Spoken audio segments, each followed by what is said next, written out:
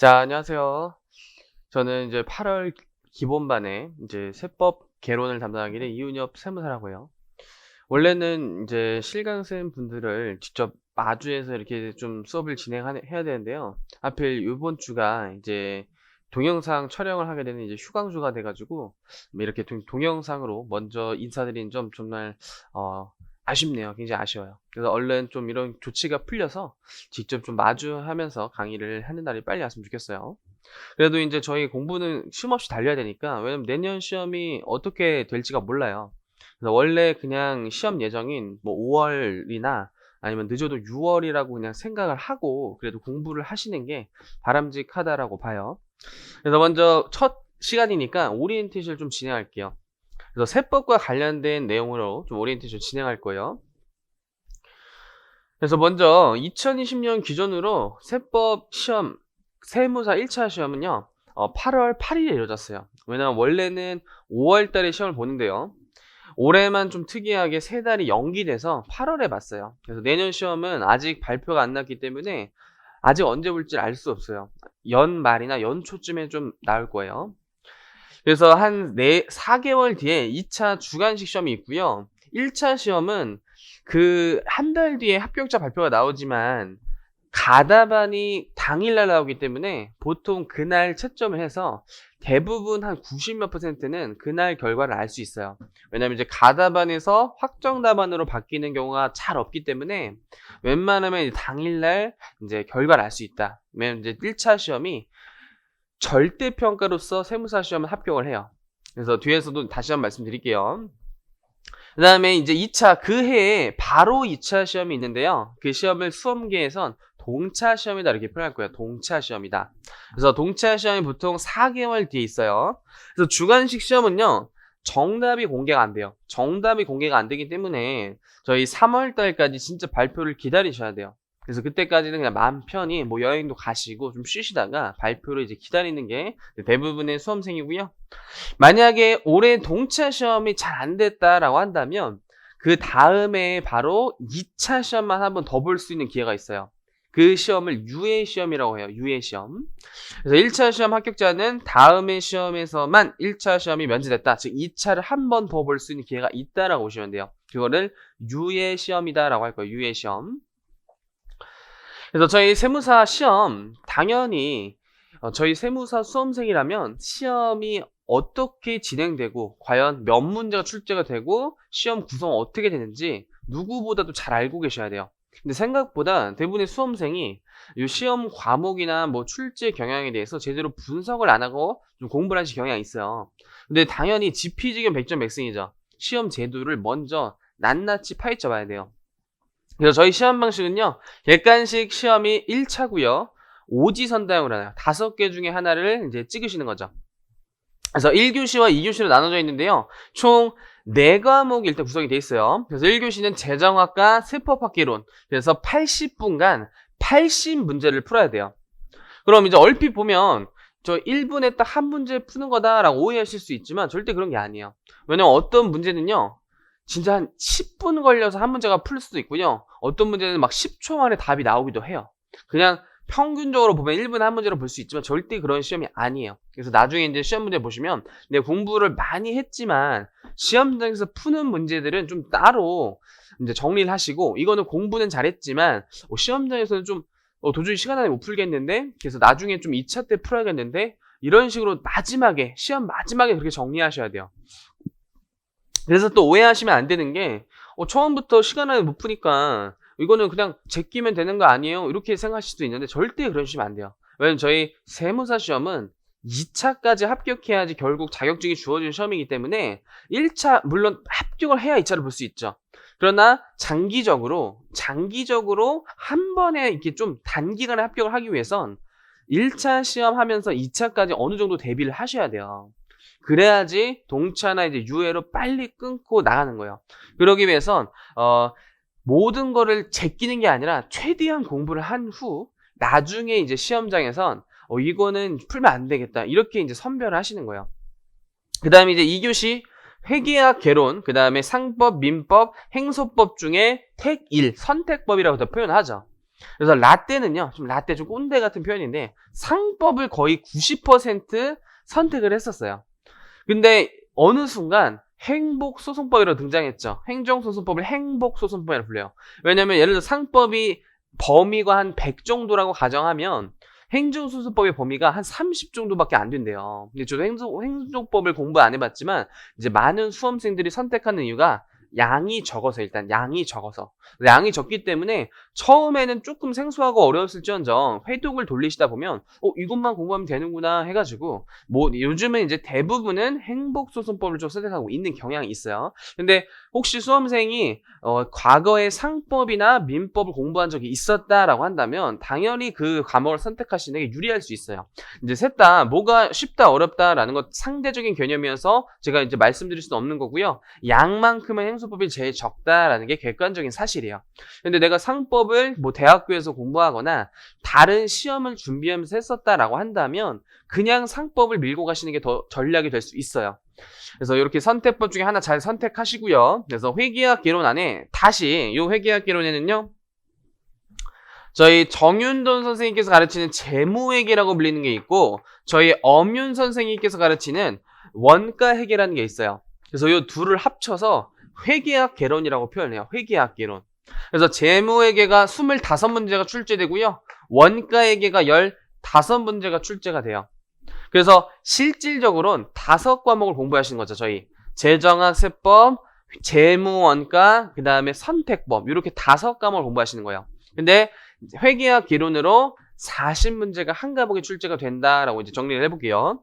그래서 이 교시도 마찬가지로 80분 80문제를 보는데 대부분 1차 수험생들이 좀 어렵고 좀 흔히 말하는 꽈락이 나오는 과목이 회계학 개론이에요. 회계학 개론. 왜냐면 저희 세법도 난이도는 분명 어려운데요. 1차 시험까지는 말 문제가 상당히 많이 출제가 돼요. 40문제 중에 거의 한 36문제에서 한 38문제가 거의 이론형으로 출제가 되기 때문에 이제 잘 외우시거나 아니면 또 잘 푸시면은 괄학은 잘 안 나와요. 근데 저희 회계학 개론은요, 40문제 중에 거의 오히려 30문제가 계산형 문제에 속해요. 그래서 잘 공부하더라도 시간이 없어요, 시간이. 시험장에서 풀 시간이 없기 때문에 이제 공부를 열심히 잘하시는 분들도 고득점이 좀 나오기 어려운 과목이에요. 그래서 1차에 뭔가 합격의 당락은 회계학 개론을 얼마만큼의 이제 괄학을 넘느냐, 거기에 좀 나중에 달려있다고 보시면 돼요. 당연히 이제 4과목을 다 기본적으로 전제하에 열심히 했던 전제하에 특히나 회계학 개론의 괄학을 넘는 것이 중요하다. 이렇게 좀 이제 포인트를 잡고요. 마지막에 1차 시험 전에 영어를 제출하셔요. 영어. 그래서 영어 점수는요. 저희 뭐 토플, 토익, 탭스, 지테프, 뭐 필렉스 뭐 이렇게 있는데요. 대부분의 이제 토익이나 지테프를 좀 많이 하시죠. 근데 이제 한 가지 정말 중요한 게 말씀드리는 건요. 저희 1차 시험이 내년 아직 발표 안 했지만 보통은 5월, 6월에 있잖아요. 근데 혹시 지금 영어가 안 되신 분들이 이제 영어 조금만 하면 되니까 영어는 뭐 700점, 뭐 레벨 2 질테프 뭐 65점 뭐 나쁘지 않지 뭐 이렇게 생각해가지고 그냥 이제 뭐 천천히 준비하신 분들이 있는데 혹시 지금 동영상 보시는 분들 중에 영어가 내가 안 됐다라고 한다면 이 세무사 복습보다 더 우선적으로 영어를 무조건 끝내셔야 돼요. 주말에 특히 수업 듣고 이제 오후 시간이라든지 주말에 꼭 시간을 내셔가지고요 영어를 먼저 그냥 마음 편히 합격을 시켜놓으세요. 영어를 그냥 마음 편히. 왜냐면 이제 공부 좀 해보신 분은 알겠지만 생각보다 이 기본 강의가 되게 많고 복습할 양도 많기 때문에 영어 할 시간이 생각보다 안 나요. 그러다 보면 그냥 한 달이 그냥 훌쩍 지나가서 연말 그다음 시험 도래할 때까지 영어가 안 되는 수험생들이 매년 종종 발생해요. 그럼 이제 내가 세무사를 잘했는데도 어차피 영어가 없으면 접수 자체가 불가능하기 때문에 이제 그런 불상사를 피하기 위해선 좀 힘드시겠지만 영어를 무조건 먼저 꺼내세요. 영어를 무조건 먼저 꺼내놓으세요. 그게 정말 핵심이에요. 근데 내가 좀 토익이 제도가 좀 바뀌고 이제 요즘 친구들이 영어를 좀 미리 좀 조기학습 경향이 있기 때문에 토익도 상대평가죠. 그래서 700점이 만만치가 않대요. 되게 어려워졌대요. 그래서 내가 좀 영어가 공부를 좀 한동안 안 해서 감이 좀 떨어졌다라고 하신다면 지텔프를 많이 보세요. 지텔프. 세무사 수험생분들이. 왜냐면 일단 지텔프가 양이 적어요. 똑같이. 아까 행정소득 선택하는 이유가 뭐였죠? 양이 적어서. GTLF가 일단 양이 적고 문제수가 적기 때문에 확률적으로도 좀 잘 찍으면 그냥 넘고 합격하고 이런 시험이에요. 그래서 GTLF가 단점은 비싸대요. 토익보다 조금 한 몇만 원 비싸지만 그래도 합격을 위해서라면 그냥 이제 문법 같은 거 잘 외우시고 그다음에 독해는 다 이제 토익 난이도랑 비슷해요. 근데 듣기가 조금 어렵다고 하는데 문제수가 적기 때문에 좀 영어가 좀 부족하다라고 하신 분들은 GTLF를 좀 보시는 것도 한번 생각을 해보세요. 그 다음에 저희 1차 시험 합격 기준은요, 각 과목당 40점 이상이어야 돼요. 그럼 저희 한 과목이 아까 40문제였잖아요. 그럼 한 문제당 2.5점이란 말이에요. 2.5점. 그래서 이제 100점이 구성이 되는데, 저희 40점을 맞으려면요, 16개를 맞아야 돼요. 16개. 그래서, 40점 넘으면 16개, 40개 중에 16개 찍어서라도 맞겠다 이렇게 생각하시는데, 이게 생각보다 그렇지가 않아요. 그랬으면은 세무사 시험 거의 다 합격해야 되는 거죠. 이게 뭐 재정학이나 행소법 이런 것들을 공부하시면 과락이 잘 안 나오지만 세법이나 재무 이런 것들은 양이 너무 많기 때문에 과락이 은근히 되게 많이 나와요. 그래서 만만치 않은 이게 기준이고요. 그 다음에 40점 넘더라도 평균이 60점 이상이 나야 돼요. 평균 60점. 영어를 빼고요. 그럼 저희가 4과목을 보니까 아까 이제 봤을 때 재정학, 세법, 그 다음에 회계학개론, 그 다음에 뭐 선택법 정도로 해볼게요. 이렇게. 그럼 평균 60을 이제 수험가에서 좀 요런 식의 전략을 펼치는데 8484 전략이라는 게 있어요. 8484 전략. 이거 거꾸로 했네. 8484 전략이 뭐냐면 이제 상대적으로 좀 쉬운, 물론 무조건 쉽다는 게 아니에요. 처음에 공부는 되게 어려운데 다른 과목보다 좀 상대적으로 쉬운 재정학과 선택법을 80점 맞고 상대적으로 양이 많고 어려운 세법이나 회계학을 40점 맞으면 이게 60점이잖아요. 평균이. 얘 2교시도 얘가 60점이잖아요. 그래서 이렇게 좀 합격하는 전략을 8484 전략이라고 해요. 그래서 저희 1차에 뭐 합격을 위해서라면 이 방법이 뭐 틀렸다 이렇게 제가 단정 지을 수는 없지만 제가 보기엔 굉장히 좀 리스크가 높은, 위험성이 높은 이제 과목이라고 전략이라고 봐요. 왜냐면 1차가 합격해서 일단 좋죠. 기분은 좋은데 당장 2차를 봐야 되잖아요. 또 2차 안 돼서 내년도 2차가 있다 하지만 그 1년이라는 시간 결코 긴 시간이 아니에요. 진짜 이 공부량이 생각보다 많기 때문에 절대적인 투입 시간을 통해선 결코 이게 긴 시간이 아니에요. 여유로운 시간이 아니에요. 그렇기 때문에 1차부터 세법과 회계학을 어느 정도는 반드시 잡아놔야 돼요. 그래야지만 이게 2차에서 새로운 게 배우는 것도 있지만 대부분은 1차의 기본 베이스를 토대로 응용되거나 아니면 진짜 1차 배운 거 그대로 출제되는 게 많아요. 그래서 1차 때 잘해놓은 사람들은요 2차 때 뭐야 별로 2차 때 새로운 게 많이 없네. 요것만 좀 새로운 거네. 요 정도의 차이를 느끼지만 1차 때 세법 회계를 4848로 합격했다. 다시 새로 공부하셔야 돼요.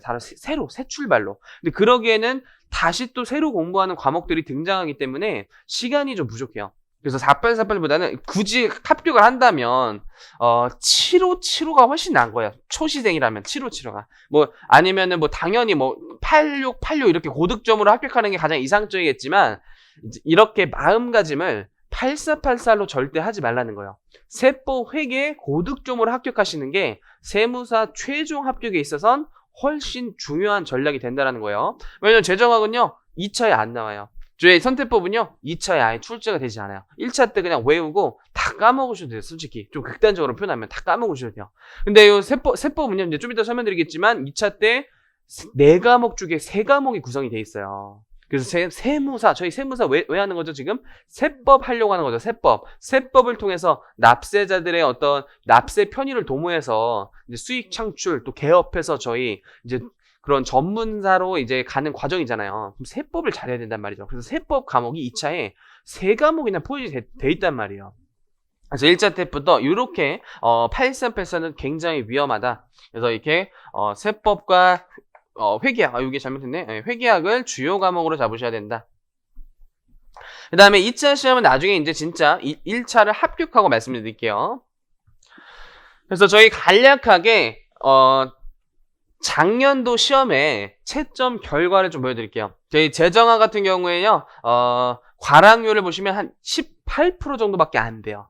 그래서 뭐 응시자 수가 한 9,000명이라면은 한 꽈락자 수가 한 1,500명 정도밖에 안 된다. 근데 저희 세법은요 38%. 저희 회계학계론 아까 1차에 당락을 좌우한다고 했잖아요. 과락률이 무려 40점 밑으로 맞은 사람 37.5. 요 밑으로 이제 맞은 사람이 55%. 즉 9,000명 중에 거의 반 이상이 40점을 채 못 넘었다라는 거예요. 그만큼 16개도 맞추기 힘든다는 건 시간이 없고 재무나 원가의 공부 범위가 광범위하기 때문에 그런 거야. 근데 충분히 이제 열심히 하시면 모두가 다 고득점까지도 맞을 수 있어요. 그 다음에 행소법, 민법, 상법은요 상대적으로 과락률이 이제 재정학이랑 행소처럼 유사하게 많이 나오지 않는다라는 거예요. 그 다음에 이제 저희 세무사 시험, 이제 다른 과목은 다른 선생님들이 아주 이제 상세히 설명을 해드릴 테니까 저는 이제 세법에 관한 내용만 좀 더 깊이 있게 말씀드릴게요. 저희 1차 시험에요. 세법이 뭐가 출제되냐. 세법이 이제 엄청 많아요. 근데 저희 세무사 시험은요. 먼저 국징법, 조처법, 국조법, 그 다음에 국세기본법 이렇게 4가지 법률을 좀 묶어가지고요. 사실 이런 명칭이 없는데 하필 수험가에선 기타세법이라는 좀 명칭을 써요. 기타세법. 사실은 요 법률한테는 굉장히 좀 수치스러운 용어일 수도 있는데 되게 왜냐면 중요한 법률이에요. 특히 요 국세기본법 굉장히 중요한 법률인데 세무사 시험에선 상대적으로 좀 중요도가 떨어지는 거야. 시험 목적에선 상대로 중요도가 떨어져요. 왜냐면 1차에는 12문제가 출제되기 때문에 40문제 중에 12문제 지금 굉장히 많이 출제되죠. 근데 2차 때 거의 대부분이 출제가 안 돼요. 그리고 요 법률들은요. 양이 굉장히 적고 좀 암기를 잘 하시면 문제를 거의 다 맞출 수 있어요. 그래서 이제 모든 수험계의 학원이요. 이 기타세법을 기본반 때 가르치지 않고요. 시험 한 4달 전에 무료 특강을 통해서 가르칠 거예요. 그래서 저희 학원도 무료 특강으로 시험 4달 전쯤에 이제 공개 강의로 진행을 할 테니까 저희 기본반 때는요. 이제 요 아래 세목, 요 주요 세목을 잘 정리하시기 중요해요. 주요 세목 첫 번째가 부가가치세법, 그다음 소득세법, 법인세법이요. 그래서 요 세목이 40개 중에 28개가 출제가 되는데 요 과목을 1차 때부터 왜 잘해야 되냐? 저희 2차 과목이 간략하게 이제 좀 말씀드리면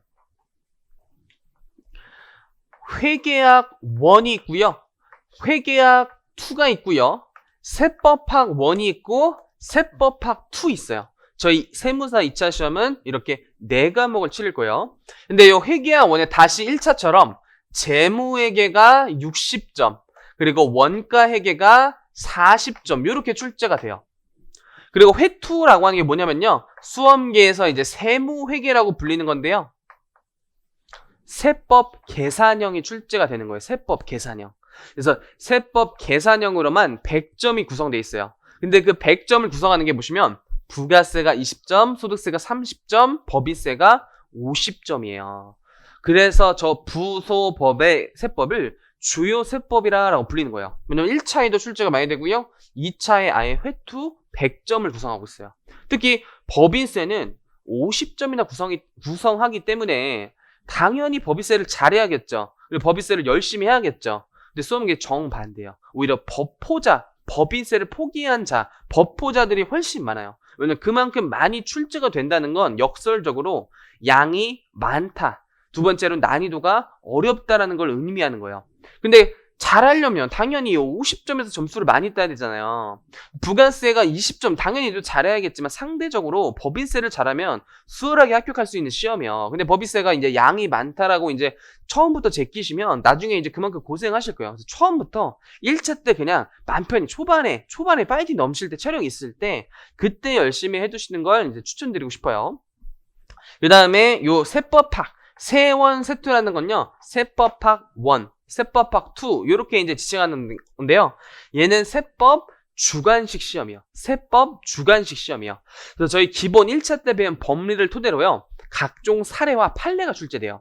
그래서 이 판례를 토대로 과연 이 사례가 과세관적인 처분이 적법한지 아니면 납세자 의견이 적절한지 법리와 판례를 토대로 사례를 이제 잘 풀어 헤치시는 주관식 시험이요. 그래서 세무사 시험이 이제 가장 어렵다라고 이제 평가를 하는 부분이 이 세법학 때문에 그래요. 세법학 때문에. 그래서 판례도 공부해야 되고 이제 다른 법률과의 관계 이런 것도 좀 따져야 되기 때문에 이제 나중에 이제 세법학을 잘 정리하셔야 돼요. 근데 이 세법학에서도요. 지금 부가가치세법이 35점이나 출제되고 소득세법이 30점, 법인세법이 30점이나 출제가 된단 말이에요.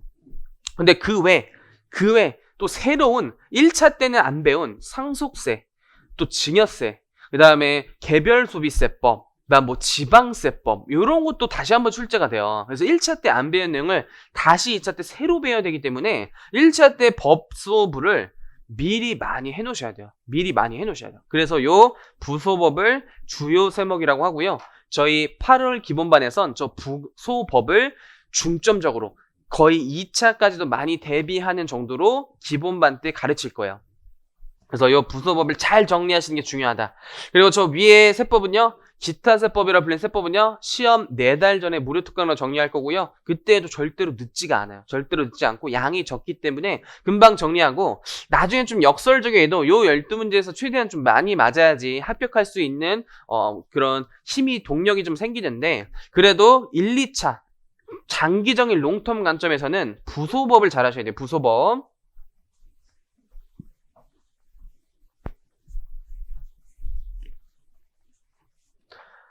그 다음에 이제 세법만 가지고 저희 8월 기본반은 어떤 커리큘럼에 짜여져 있는지 그 커리큘럼에 좀 설명드릴게요.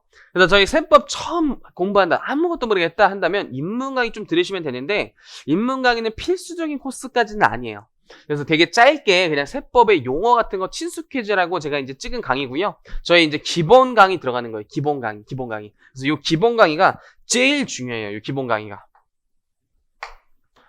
그래서 이 기본 강의를 정말 열심히 빠듯하게 정말 쉴 새 없이 들어야지 이제 첫 단추를 잘 끼워서 나머지 커리를 잘 갈 수 있는 원동력이 생길 거예요. 그래서 이 기본 강의가 제일 중요한데 재무나 뭐 세법 이런 과목은요. 사실 한 번 듣고 이해하는 게 만만치가 않아요.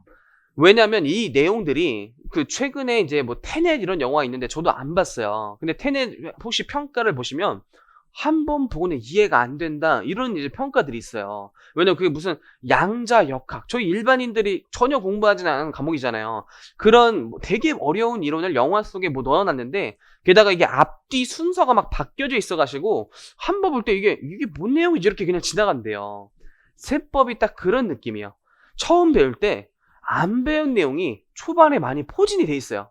그렇다고 그거까지 다 설명하기엔요 기본반만 한 6달을 해야 돼요. 그렇기 때문에 처음엔요 모르는 채로 일단 좀 지나가야 되는 부분이 꽤 많이 있단 말이에요. 이게 챕터 구성이 저희 뭐 챕터 1부터 이렇게 챕터 10이 되어 있지만 이게 하나하나가 별개의 챕터가 아니에요.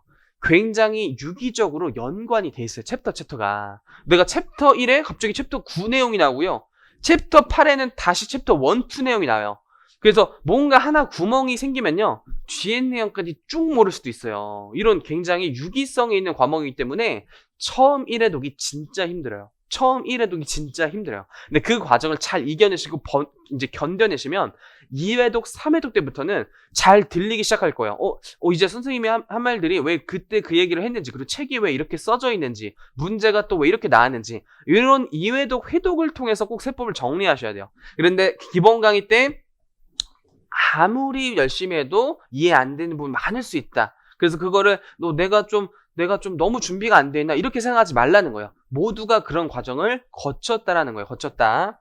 그래서 기본 강의 때 기본 일어났을 정말 열심히 들어야 돼요. 그리고 나서 저희 객관식반으로 넘어가는데요. 이제 객관식 문제풀이라고 돼 있어서 문제만 푼다라고 오해할 수 있는데 이때도 당연히 이론을 설명해요. 그래서 저는 어떤 식으로 좀 진행할 거냐면요. 기본 강의 때 예를 들어 이론을 한 70% 설명한다고 하면요. 문제풀이를 30% 정도 할 거예요. 그래서 이건 저만 하는 컬인데요. 전국에서 저만 하는 컬이에요. 왜냐면 저는 최근까지 공부를 했잖아요. 왜냐면 제가 이제 합격한 지는 5년, 6년 이제 지났는데 그래도 근래에 최근에 합격을 하고 근래까지도 공부를 했기 때문에 수험생의 마음을 가장 잘 알 거라고 봐요.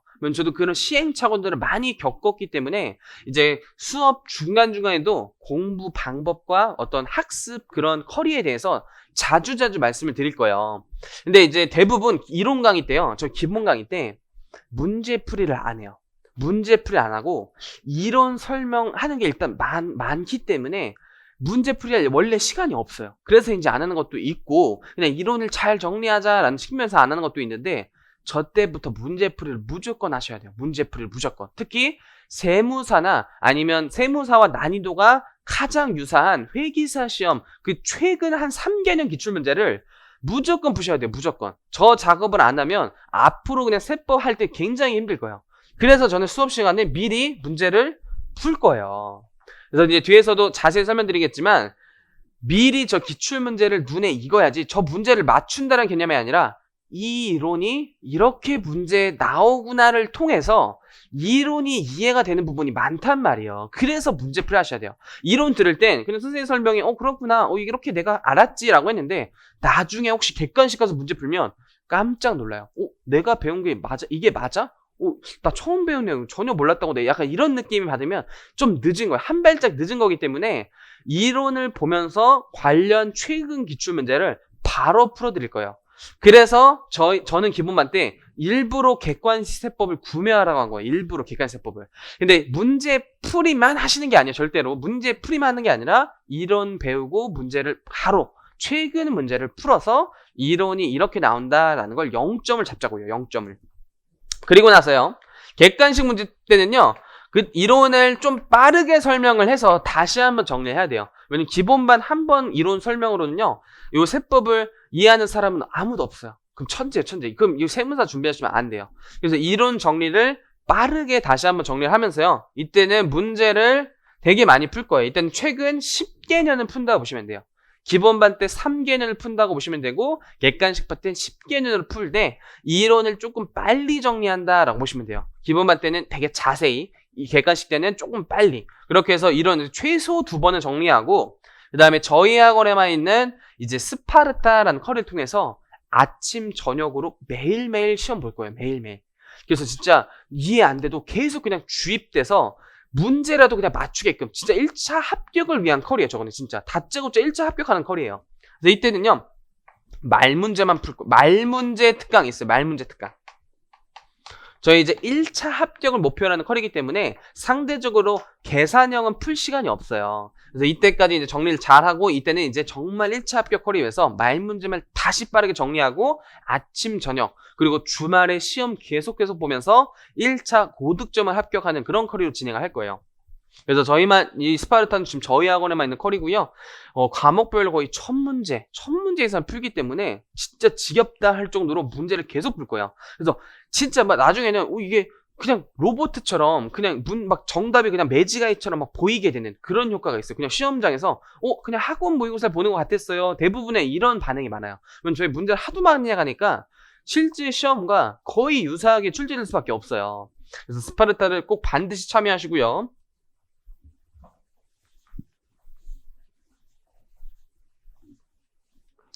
그 다음에 이제 개인적인 제 세무사 시험 공부 팁이에요. 그래서 수업 시간에도 계속 말씀을 드릴 텐데, 그래도 제 수년간의 어떤 경험과 학생이었던 경험과 학생 상담도 제가 제일 많이 하거든요. 그래서 여러분도 공부하다가 좀 개인적으로 뭐 궁금하다. 다른 과목도 좀 내가 공부하면 잘못됐나 한다면 그냥 객관적으로 전 최대한 객관적으로 얘기해줘요. 객관적으로. 제가 말하는 게 정답은 아니에요. 왜냐면 정답이라는 건 없죠. 사실 공부에 왕도라는 건 없지만 그냥 다수의 이런 방법을 해왔다. 그리고 대부분의 합격생들은 이런 식으로도 해봤다라는 식의 객관적으로 좀 설명을 드릴 테니까 언제든지 그럼 찾아오셔도 되고 좀 부끄러우시면 인터넷으로 남기시면 제가 제 친절히 답변해 드릴 거예요. 그래서 공부 팁 첫 번째.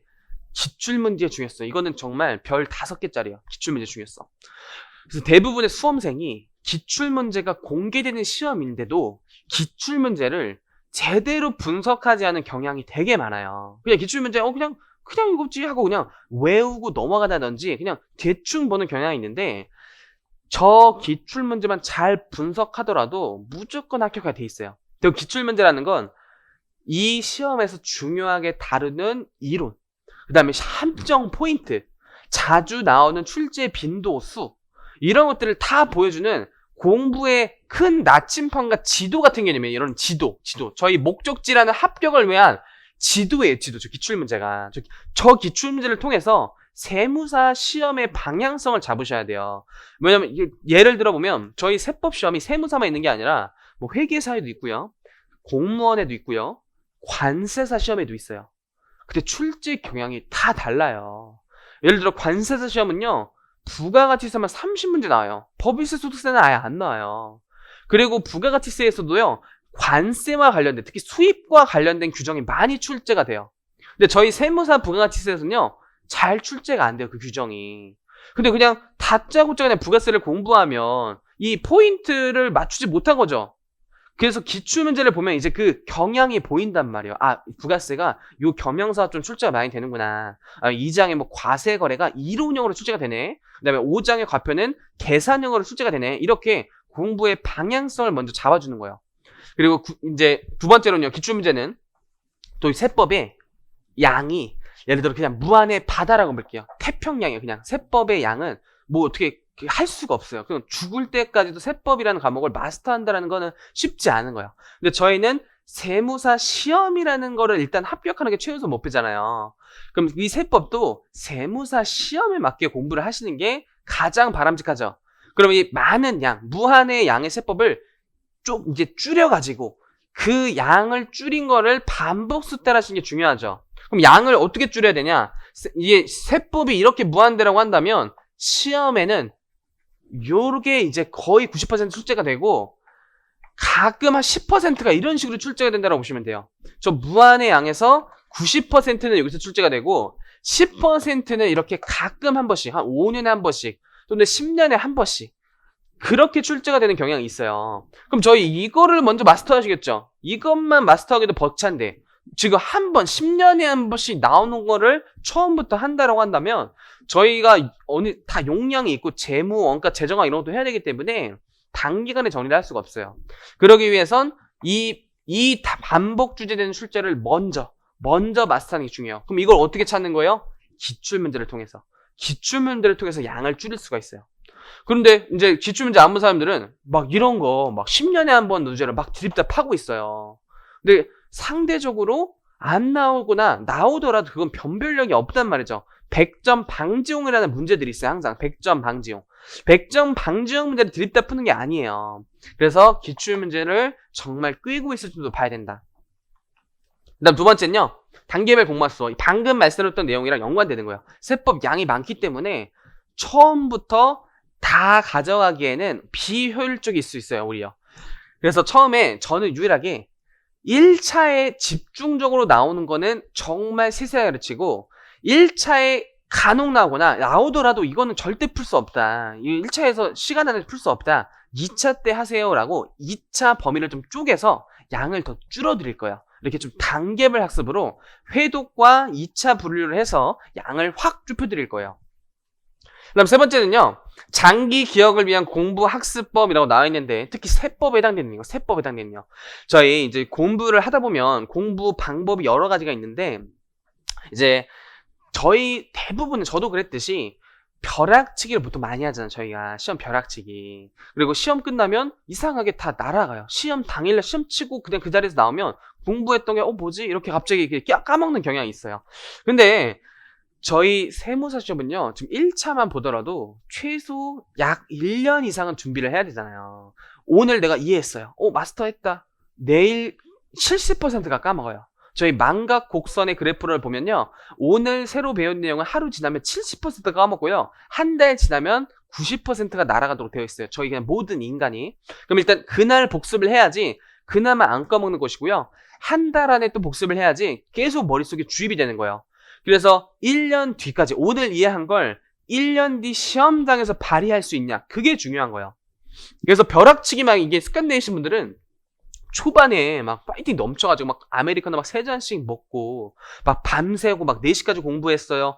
그리고 나서 체력 넉다운 돼서 앞지만 한 달 뒤에 막 잘 안 보여요. 막 안 나오고 막 그러시면 안 되는 거예요. 그냥 꾸준히 1년간 매일매일 규칙적인 생활과 규칙적인 공부 방법으로 해야 되지 막 한 달 밤새고 한 달은 푹 쉬고 다시 한 달 밤새고 이렇게 하면 절대로 안 되는 거야. 쭉 체력 관리와 규칙적인 생활 패턴을 유지하는 게 굉장히 중요해요. 그러기 위해선 계획을 또 잘 짜야 돼, 계획. 근데 처음 기본반 때는 계획 짤 그런 경향도 잘 없어요. 그냥 수업, 그날 복습, 수업, 그날 복습하면 그냥 기본반 끝나 있을 거예요. 그리고 나서 이제 머릿속에 1년 뒤까지 기억을 하려면 이 세법 양이 많다라고 그랬잖아요. 그럼 저희 공부 방법의 가장 쉬운 방법이 뭐죠? 공부 방법의 가장 쉬운 방법. 저희 앞글자 따는 방법이죠. 앞글자. 흔히 말해서 두문자법 이런 공부 방법 있죠. 물론 이게 또 틀렸다라고 절대로 단정질 수는 없어요. 근데 세법이 앞글자로 따기엔요. 양이 너무 많아요. 양이 너무 많아요. 만약 앞글자를 따지면 처음에는 이제 되게 편할 수 있어요. 그래, 뭐 이거 외워가지고 뭐 해커스에서 해 뭐 나오고 이렇게 하면은 뭐 이제 외우니까 이제 풀 수 있지만 좀만 지나가도 해커스가 뭐였지? 아, 뭘 앞글자 딴 거지? 이렇게 헷갈리고 앞글자만 해서 책 한 권이 나올 정도로 양이 진짜 많아요. 그럼 결국 승리자는요, 처음엔 힘들 수도 있는데, 그래도 법이 만들어진 이유가 있겠죠, 세법이. 그 취지를 통해서 최대한 기억력을 높이는 게 가장 좋은 세법 공부 방법이에요. 그래서 저도 계속 취지를 잘 알려주고, 최대한 친절하게. 근데 이 취지가 이제 어려운 게 법에 안 나와있어요, 친절하게. 법에 잘 안 나있기 때문에 이제 저같이 전문적으로 이제 학원 강사를 하신 분들이 여러 서적과 아니면 판례와 법이 최초 도입했을 때 그 기획재정부가 발표한 그런 글들을 통해서 취지를 따로 공부해야 되는데 수험생이 찾기 너무 어렵단 말이에요. 그래서 그런 것들을 이제 제가 대신 역할을 해줘서 잘 이제 알려주지 않는 취지를 제일 많이 알려주도록 저는 최선을 다할 거예요. 그래서 그 취지를 통해서 세법을 기억해야지 결국 2차까지도 안 까먹고 합격할 수가 있어요. 그래서 두문자법은 정말 극단적인 최후순위 공부 방법으로 이제 말씀을 드릴 거예요. 그래서 저도 물론 세법이 대부분의 취지가 있지만 다 이게 완벽한 논리로 구성된 법률이 아니에요. 그래서 어떤 거는 진짜 논리가 없어요. 그런 것들을 외워야겠죠. 그때는 두문자법을 좀 알려드리기도 할 거예요. 근데 그게 주가 돼서는 절대 안 된다. 절대로 두문자법이 주가 되는 공부가 되면 안 된다는 거예요. 그래서 취지 위주로 공부하자. 그다음 마지막으로요. 저희 한 번 보고 이해했다라는 건 이 바닥에서 없어요. 절대로 없어요. 절대로. 진짜 최소 세법 1차 전까지요. 기본서를 5회독은 하셔야 돼요. 5회독 최소. 객관식 문제도요. 5회독은 하셔야 돼요. 한 문제를요. 5번씩은 풀어봐야 돼요. 5번씩은. 그래서 회독과 연습을 통해서 세법이 이해되고 또 특히 재무나 원가 재정학도 마찬가지인데 특히 세법 과목은 회독이 정말 중요해요. 회독이. 근데 의미 없는 공회전 이제 수험가에서 말하는 게 의미 없는 회독. 그냥 반복적으로 보는 거예요. 의미 없이. 그건 내가 안 건 그냥 또 보는 거고 모르는 건 또 모르는 거예요. 그래서 의미 없는 공회전을 방지하셔야 돼요. 회독도 방법이 있어요. 그것도 이제 공부하면서 계속 말씀드릴 텐데요. 가장 이제 중요한 회독 방법은요. 무조건 이론서와 문제를 같이 회독하는 거예요.